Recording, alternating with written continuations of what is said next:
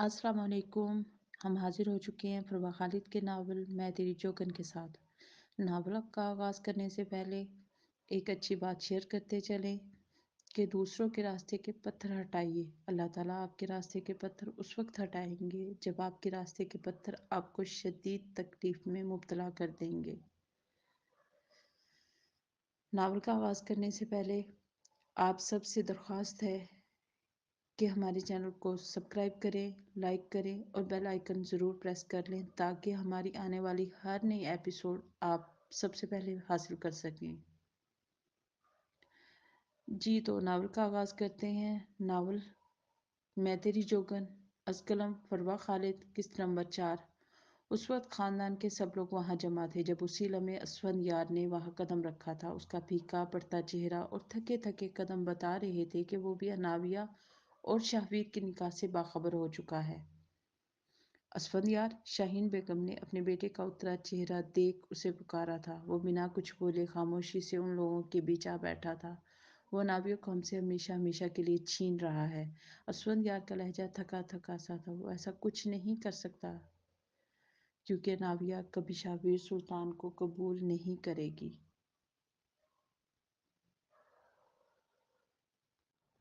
अनाविया मजबूरन वहाँ पर सही मगर दिली तौर पर हमारे साथ है। वो एक दिन हमारे पास ही आएगी। अब की बार ये पुरएतमाद लहजे में की जाने वाली बात असफंदियार की दादी नुसरत बेगम की जानिब से थी। आप लोग मिले नहीं हैं अभी तक शाहवीर सुल्तान से, इसलिए ऐसा कह रहे हैं। उसकी आंखों में हमारे लिए जो नफरत और इंतकाम है वो हम सबको डुबोने के लिए काफ़ी है। निकाह से पहले अनाविया को वहाँ से निकालने के लिए हम कोई कदम उठा सकते हैं तो ठीक, वरना उसके बाद हाथ मलने के सिवा हमारे पास कोई चारा नहीं बचेगा। असफंदियार बेचैनी से बोला था। उसकी बात पर सब ने ही पुरसोच अंदाज में एक दूसरे की जानिब देखा था। असफंदियार बिल्कुल ठीक कह रहा है। अगर नाविया वहां से निकलकर यहाँ पर आ जाती है तो इससे बेहतरीन तो कुछ हो ही नहीं सकता। इफ्तिखार मलिक की आंखों में भी चमकी थी। इफ्तिखार मलिक की आंखें भी चमकी थीं। वो एक तीर से दो शिकार करके सुल्तान हवेली वालों को बहुत बुरी तरह मात दे सकते थे। उसकी जानिब से मिलने वाले जवाब पर इसफंदियार ने खुश होते जल्दी से अनाविया को काल मिलाई थी, जबकि यह सब देख खामोश निगाहों से देखती अक्सा चुपचाप वहां से उठ गई थी। महमल फुल स्पीड में गाड़ी फहमान की गाड़ियों के पीछे भगा रही थी। फहमान के अल्फाज उसके कानों में गूंजते उसके पूरे वजूद को झुलसा कर रख गए थे। भला ये शख्स जिससे वो आज पहली बार मिली थी, वो उसके किरदार के बारे में इतने यकीन और एतमाद के साथ इतने गिरे हुए अल्फाज कैसे अदा कर सकता था। महमल का बस नहीं चल रहा था कि गाड़ी आगे ले जाकर फहमान की गाड़ी में ठोक दे। काफ़ी देर की मुसाफत के बाद गाड़ियाँ एक नहायत ही शानदार से इलाके में दाखिल हुई थी। वहाँ की खूबसूरती को देख लग रहा था जैसे किसी अलग ही दुनिया में कदम रख दिया गया हो। महमल को लगा था उसे रोका जाएगा, मगर फहमान की गाड़ियों के पीछे आराम से उसकी गाड़ी को जाने दिया गया था। ये देख महमल कुरैशी ठटकी थी।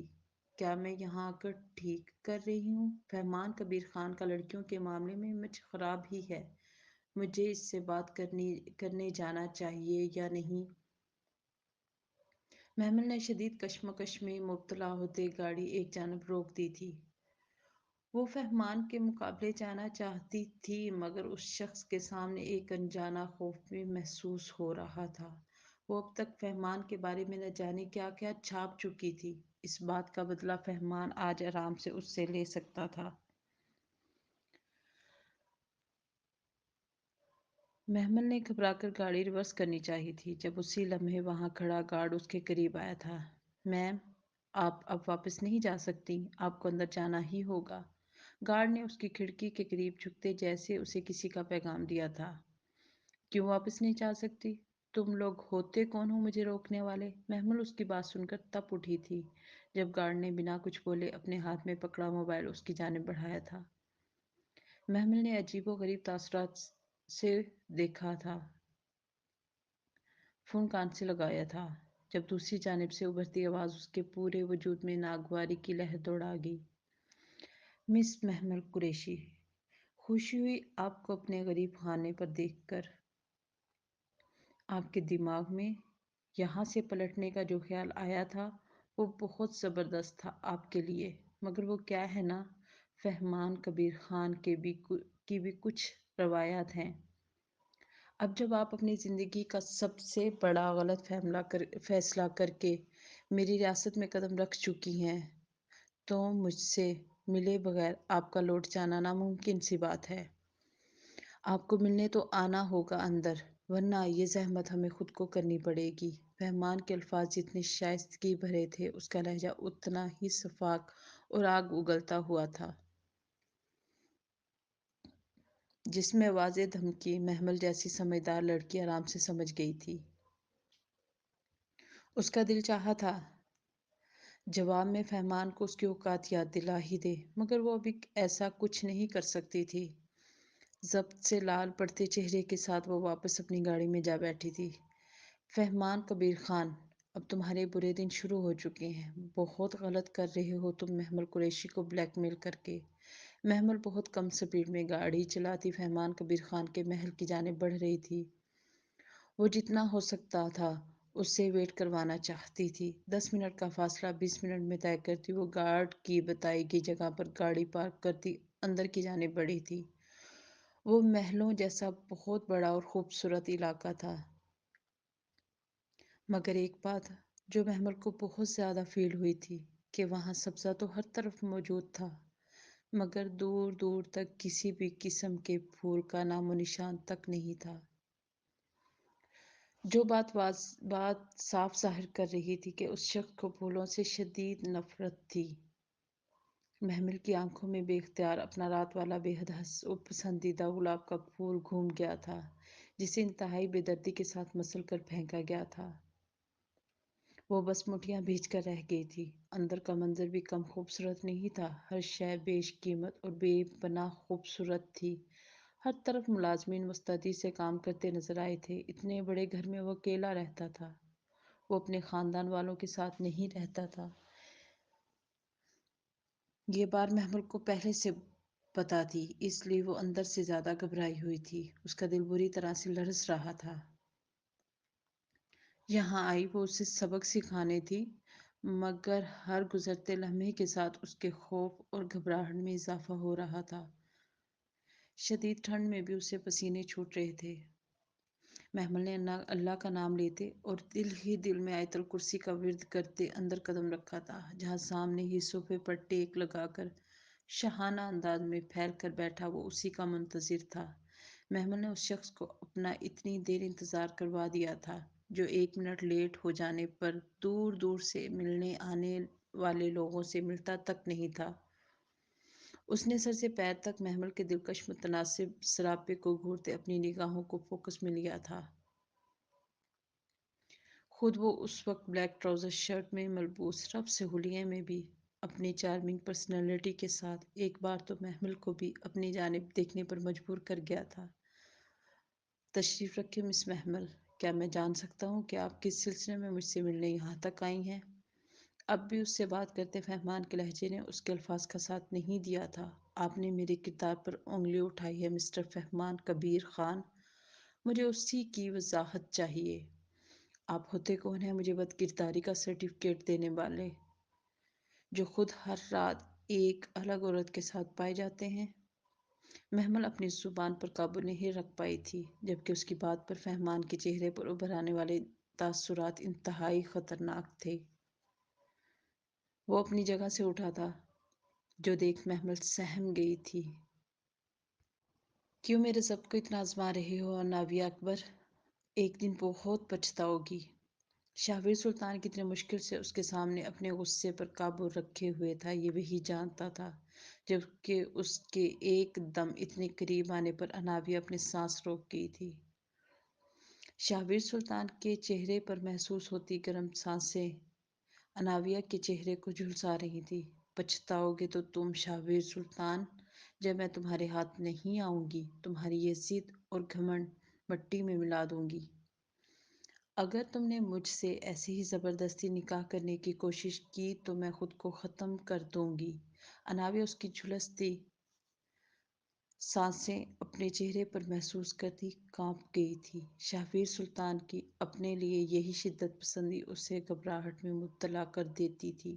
اس کی دھمکی پر شاہویر ایسے مسکرایا تھا جیسے کسی بچے کی بچکانہ بات پر مسکرایا جاتا ہے۔ تم بہت کیوٹ ہو اناویہ اکبر۔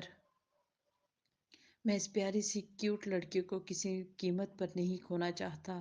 آج تمہیں ہر قیمت پر اپنے نام لگوا کر ہی رہوں گا۔ شاہویر نے اس کے گداز ہونٹوں کو چھوتی لٹ کو انگلی کی مدد سے پیچھے کیا تھا۔ اناویہ اس کے اس استحقاق بھرے انداز پر آگ بگولا ہوئی تھی۔ 3 سال بڑی ہوں تم سے، کچھ شرم اور لحاظ کر لو۔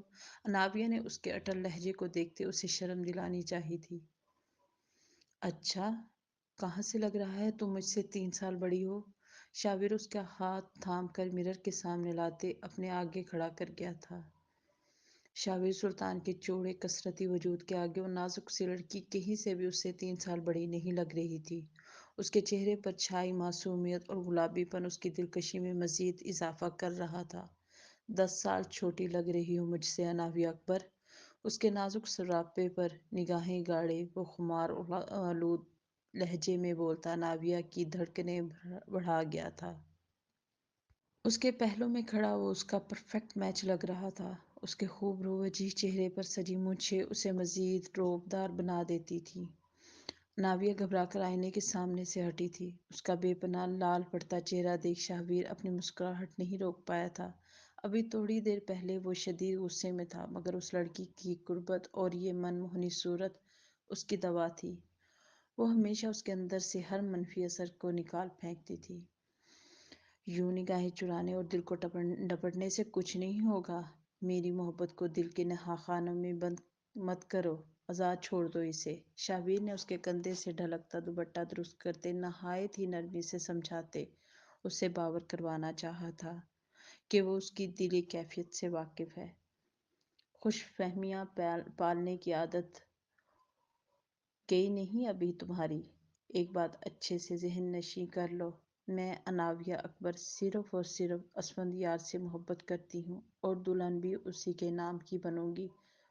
تم مجھ سے زبردستی کی بنا پر کوئی رشتہ نہیں بنا پاؤ گے۔ اناویہ نے اب کی بار بہت گہرا وار کیا تھا، جو سیدھا شاہویر سلطان کے دل پر جا کر پیوست ہوا تھا۔ وہ اس کے معاملے میں کتنا پوزیسو تھا اناویہ اچھے سے جانتی تھی، اس لیے غصے میں آ کر اس نے شاہویر سلطان کو بھی تیش دلانی چاہی تھی۔ کیونکہ شاہویر سلطان کا غصہ کس قدر برا تھا اس بات سے سبھی واقف تھے۔ ہوا بھی کچھ ایسا ہی۔ اس کے ہونٹوں سے اسفندیار کے لیے محبت کا اظہار سن کر شاہویر سلطان انگاروں پر سلگ اٹھا تھا، مگر اس کی بے بسی یہی تھی کہ وہ اس کے سامنے کھڑی لڑکی کو کوئی سزا نہیں دے سکتا تھا۔ شاہویر کی مٹھیاں بھیج کر اپنے اضطراب پر قابو پانا دیکھ اناویہ اس پر ایک استہزائیہ نگاہ ڈالتی وہاں سے ہٹنے کو تھی، جب شاہویر ایک بار پھر اس کی کلائی تھام کر خود سے قریب تر کر گیا۔ آج فیصلہ ہو جائے گا کس کی محبت میں کتنی طاقت ہے۔ جس کی محبت زیادہ طاقتور اور سچی ہوئی اس کی قسمت میں لکھی جائے گی اناویہ اکبر۔ اب شام میں ہی ملاقات ہوگی۔ اپنے پسندیدہ لہنگے میں تمہیں دلہن بنا دیکھنے کو یہ دل شدت سے منتظر ہے۔ شاہویر بہت مشکل سے خود پر ضبط رکھ کے اسے وارن کرتا وہاں سے ہٹ گیا تھا، جبکہ اس کے جاتے ہی اناویہ نے اپنی کلائیوں کو سہلایا تھا جہاں وہ اپنی انگلیوں کے نشان چھوڑ گیا تھا، جو اس بات کا ثبوت تھا کہ اناویہ کی کہی بات نے اس کے دل و دماغ کو کسی بری طرح سے سلگا دیا تھا۔ میم، یہ رات کی پارٹی میں آئے ایک ایک فرد کی تصویر کے ساتھ ان کا سارا بائیو ڈیٹا ہے۔ جتنے بھی گیسٹ ویٹرز اور ان کے علاوہ جتنے بھی ملازمین اس فارم ہاؤس پر موجود تھے، سب کی معلومات اس فائل میں ہے۔ یہ سب ملا کر تقریباً 800 کے قریب لوگ بنتے ہیں۔ خرم اپنی اسٹڈی میں ریوالونگ چیئر پر سر پیچھے ٹکائے ریلیکس ہو کر بیٹھی تھی۔ وہ اس وقت نائٹ گاؤن میں ملبوس تھی جس میں اس کا دودھیا دل نشین سراپا پوری طرح سے ڈھکا ہوا تھا، جس کا ریزن اس شخص کی دی جانے والی دھمکی تھی یا کچھ اور، اندازہ لگانا مشکل تھا۔ 800 لوگوں میں اس انسان کو ڈھونڈنا آسان کام نہیں تھا جس کی صورت تک سے واقف نہیں تھی وہ۔ صرف اس کے بے حد دلکش آواز اور اس کے وجود سے اٹھتی بے پناہ دل فریب مہک اسے یاد تھی، جو بہت الگ اور مسحور کن سی تھی کہ ابھی تک خرم کے حواسوں سے نہیں اتر پائی تھی۔ اس شخص کو خرم کسی بھی قیمت پر ڈھونڈ نکالنا چاہتی تھی جس نے خرم شیخ کے ساتھ الجھ کر اپنی زندگی سب سے بڑی بھول کی تھی۔ مجھے ان سب لوگوں کے وائس سننی ہیں، باری باری سب کے پرسنل نمبرز ڈائل کر کے اسپیکر پر ڈالو۔ خرم ویسے ہی بیٹھے آنکھیں موندے بولی تھی۔ اس کی بات پر اس کے گارڈ نے اس بات میں سر ہلاتے موبائل اٹھا کر نمبر ڈائل کرنا چاہا تھا جب اسی لمحے اس کی مخصوص رنگ ٹون بج اٹھی تھی۔ اس کے ساتھ ہی ہماری یہ قسط اختتام پذیر ہوتی ہے۔ آپ سب سے درخواست ہے کہ اپنی اچھی اچھی راہ سے ہماری حوصلہ افزائی کریں تاکہ ہم زیادہ سے زیادہ جلد آپ کو زیادہ سے زیادہ ایپیسوڈز دے سکیں۔ دعا میں یاد کیجیے گا، اپنا خیال رکھیے گا اور اپنے پیاروں کا خیال رکھیے گا۔ اللہ حافظ، فی امان اللہ۔